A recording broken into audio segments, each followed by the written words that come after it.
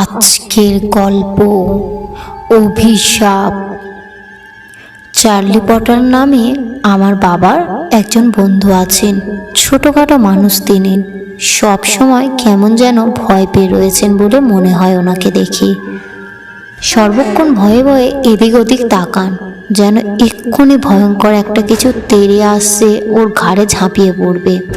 উনি কেমন একটা করে জিজ্ঞাসা করেন। উনি আমাকে নিজের কলেজে জীবনের যে ঘটনাটা বলেন, সে শুনে আমি বুঝতে পারলাম ওর ভয়ের কারণ।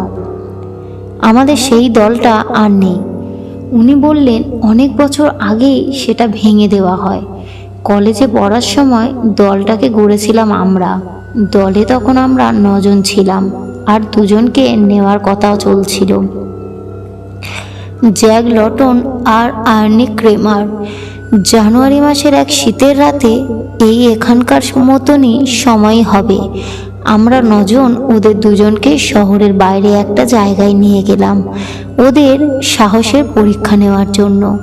কথা হয়েছিল যে সাহসের পরীক্ষায় পাশ করতে পারলে তবেই ওরা দলে ঢুকতে পারবে। আমরা সবাই ওদের একটা পরিত্যক্ত বাড়িতে নিয়ে গেলাম, যেখানে কয়েকদিন আগেই আমাদের বয়সী 2 জন যুবক খুন হয়েছিল। তাদের খুনিদের ধরতে পারেন পুলিশ। প্রথমে জ্যাককে একটা জ্বলন্ত মোমবাতি দিয়ে ওকে 3 তলায় উঠে যেতে বললাম আমরা। এও বলে দিলাম যে কোনো কথা না বলা বা শব্দ করা চলবে না মোটেই। ওর মোমবাতি নিভে গেলে ওকে অন্ধকারেই থাকতে হবে। আমরা নিচের তলায় যেখানে দাঁড়িয়েছিলাম সেখান থেকে দেখতে পাচ্ছিলাম জ্যাক মোমবাতি নিয়ে সিঁড়ি দিয়ে উঠে যাচ্ছে। 2 তলা অবধি সব ঠিক ছিল, কিন্তু 3 তলায় পৌঁছাতে ওর হাতের মোমবাতিটা নিভে গেল। আমরা মনে করলাম বুঝিবা দমকা হাওয়ায় নিভে গেছে। এরপর 1 ঘন্টা কেটে গেল, কিন্তু জ্যাক ফিরল না। তখন আমাদের কেমন একটা ভয় ভয় করতে লাগলো। আরও মিনিট 15 অপেক্ষা করলাম আমরা। তখন ভয়ে বুক ধুকপুক করছিল আমাদের। কি করব ঠিক বুঝতে না পেরে আমরা এবার আর একটা জ্বলন্ত মোমবাতি হাতে নিয়ে আর্নি ক্রেমারকে পাঠালাম 3 তলায় ঠিক কি হচ্ছে দেখতে। 3 তলায় পৌঁছে আর্নির মোমবাতিটাও নিভে গেল। আমরা অপেক্ষা করতে লাগলাম 10 মিনিট 20 মিনিট, কিন্তু 2 জন কারোর কোনো চিহ্ন পাওয়া গেল না। আমরা তখন চেঁচিয়ে বললাম, এই তোরা 2 জনে নিচে চলে আয়, কোথায় গেলে তোমরা? কিন্তু ওরা কোনো উত্তর দিল না। তখন শেষমেশ আমরা ঠিক করলাম যে আমরাই গিয়ে ওদের নিয়ে আসবো। টর্চ ইত্যাদি নিয়ে সিঁড়ি দিয়ে উঠতে লাগলাম। ঘুটঘুটে অন্ধকার আর শ্মশানের মতো নিস্তব্ধতা বাড়িটায়। দোতলায় উঠে আমরা ডাক দিলাম ওদের, কিন্তু আবার কোনো উত্তর পেলাম না। 3 তলা পর্যন্ত উঠে গিয়ে দেখলাম সেখানে বড়সড় ফাঁকা একটা ঘর। জ্যাক বা আর্নি কেউই নেই সেখানে, কিন্তু ধুলোর ওপর পায়ের ছাপ দেখতে পাওয়া গেল। একটু ভালো করে লক্ষ্য করলেই পায়ের ছাপগুলো পাশে একটা ঘরে গিয়ে ঢুকেছে, আর আমরাও সেই ঘরে গেলাম। সেই ঘরটাও খালি ছিল, কিন্তু সেখানে মেঝেতে টাটকা রক্ত পাওয়া গেল। আর ঘরটায় একটা জানলায় খোলা দেখলাম। জানলাটা মাটি থেকে প্রায় 20 থেকে 25 ফুট উপরে। আর কোনো মই বা দড়ি জাতীয় কিছুই নেই যা বেয়ে ওরা পালাতে পারে। তাহলে ছেলেগুলো গেল কোথায়?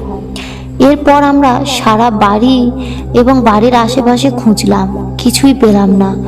ছেলেগুলো আমাদের বোকা বানিয়েছে বলেই মনে হলো আমাদের। আমরা ভাবলাম ওরা নিঘাত কোনোভাবে পালিয়ে জঙ্গলে গিয়ে লুকিয়েছে। ওইসব মাটিতে রক্ত টক্ত আমাদের ভয় পাওয়ানোর জন্য। আমরা ভেবেছিলাম ওরা পরের দিন কলেজে উদয় হবে আর ব্যাপারটা নিয়ে খুব হাসাহাসি ঠাট্টা করবে। কিভাবে আমাদের বোকা বানিয়ে পালালো সেই সব গল্প সবাইকে শোনাবে। কিন্তু তা হলো না। পরের দিন ওদের কোনো খোঁজ পাওয়া গেল না। তখন আমরা প্রচণ্ড ভয় পেয়ে কলেজের দিনকে পুরো ঘটনাটা জানালাম। সব শুনে সঙ্গে সঙ্গে উনি পুলিশে খবর দিলেন। পুলিশ এসে খোঁজাখুঁজি করে কিছুই পেল না। কয়েক সপ্তাহ পরে খোঁজাখুঁজি বন্ধ হয়ে গেল। আজ অবধি কেউ জানে না জ্যাক লটন আর আর্নি ক্রেমার কি হয়েছিল, কোথায় গেল ওরা। এটা বলে আঙ্কেল থার্ডলি থামলেন। এরপর আর বিশেষ কিছুই বলার নেই। আমাদের জেলে পুরো দেওয়া হয়নি, কিন্তু কলেজ থেকে আমাদের 9 জনকে সাসপেন্ড করে দেওয়া হয়েছিল 1 বছরের জন্য। দলটাও যে ভেঙে দেওয়া হয়েছিল সেটা তো আর বলে দিতে হবে না নিশ্চয়ই। সব থেকে অদ্ভুত ব্যাপার হলো, আমরা পাশ করে বেরিয়ে যাওয়ার পর কারা যেন অভিশাপ দিয়েছিল আমাদের নজনের দলটাকে। প্রতি বছর যেদিন ওই ছেলে দুটো গায়েব হয়েছিল সেই দিন আমাদের মধ্যে থেকে কেউ না কেউ একজন মারা যায় বা পাগল হয়ে যায়। আমি এখনো পর্যন্ত ঠিক আছি আর আমার শরীরটাও ভালোই আছে, তবে মাঝে মাঝে কেমন একটা অদ্ভুত অনুভূতি হয়। এই গল্পটা বলার কয়েকদিন পর আঙ্কেল চার্লির মাথাটা খারাপ হয়ে গিয়েছিল। ডাক্তাররা কোনো কারণেই ধরতে পারেনি। গল্পটি কেমন লাগলো কমেন্ট করবেন এবং একটা লাইক করবেন। আরও নতুন নতুন গল্প পেতে চ্যানেলটিকে সাবস্ক্রাইব করবেন।